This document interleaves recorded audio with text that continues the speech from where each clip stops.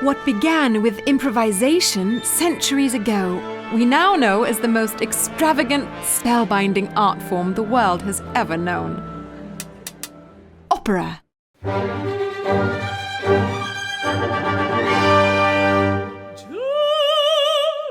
Opera's passion, intensity, and scale have mesmerized audiences for centuries. Expressing our triumphs and tragedies, opera endures. Opera houses were adopted by the wealthy in the early days and quickly became the playground for aristocrats. But it was opera's appeal to the emotions that helped the art form flourish. And today, opera remains as fascinating, romantic, and enticing as ever. C'è una forte tradizione a Firenze. At the end of the Middle Ages in Florence, music was prevalent in religious settings. But then, people in the theater arts began to experiment, adding music and drama during intermezzo to hold the audiences between plays. This was the first step in the birth of opera, which made Italian music famous around the world. Poi famosa nel mondo la musica italiana. Though theatres laid the groundwork for this new form of performance art, the first documented opera was actually produced in an apartment complex, its courtyard serving as an impromptu rehearsal stage.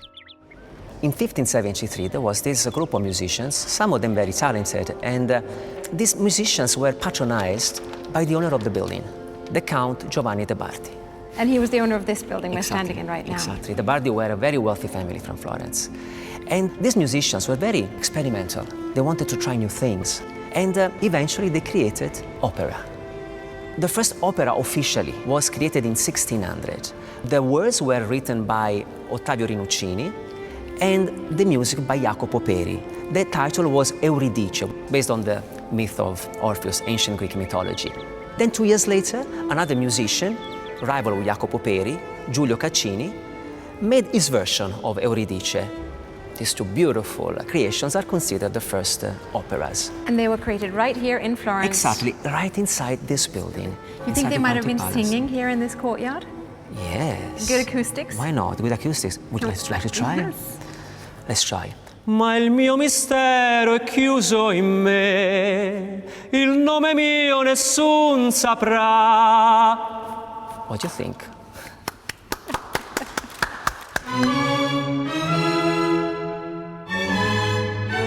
Opera quickly spread through Italy, with major cities soon competing for the honor of most extravagant performance hall. Towns and villages built too, squeezing in smaller venues where it was possible to walk from the stage straight out into the street behind. Many of these small theatres are still active, more than 500 in fact, scattered throughout the Italian countryside.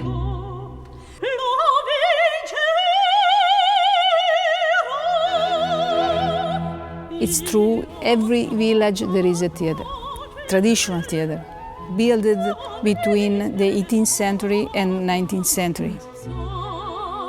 A certain time in this country, they put money, each family, to build his own theatre, you know, in the village. Contributed to the cultural Contributed development. to the culture, to the animated the life Yeah. of the small village. In the 18th century, classic Italian opera gave way to opera seria, the bel canto style, and the creativity of Mozart. While 19th century operas were dominated by Wagner and Verdi. That is until the rise of the realistic Verismo style by Giacomo Puccini. Puccini sono una dinastia di musicisti che The Puccinis were a dynasty of musicians. They were the head musical directors for Lucca's Cathedral of San Martino for several generations. But Giacomo was drawn to a different path, and his career delivered some of opera's most loved works: Tosca, La Bohème, Madame Butterfly.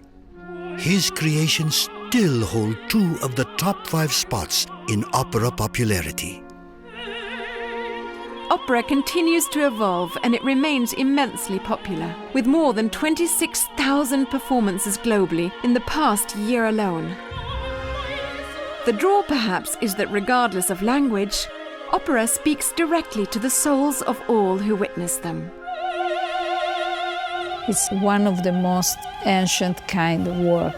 It is very, very fascinating. Universal stories of love, stories about big theme, you know. As in the Greek tragedy, let's say, it's a kind of thing like that. I know, at least from my experience, the opera can move me to tears. I can watch a beautiful ballet and I can appreciate the aesthetic, but an opera can actually make me cry, and that's sort of a big difference for me. The opera is a total work, and it's a very powerful work. You see on stage 200 people, you know. So you have at least 60, 70 people in the orchestra, another 50, 60 in the choir. Then you have technicians, you have singers, you have extras, all in one. So it's so powerful.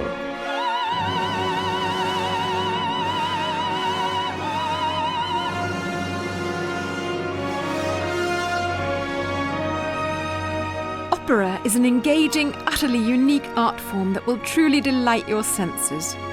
And it's a cultural treasure you really shouldn't miss when you're in Italy.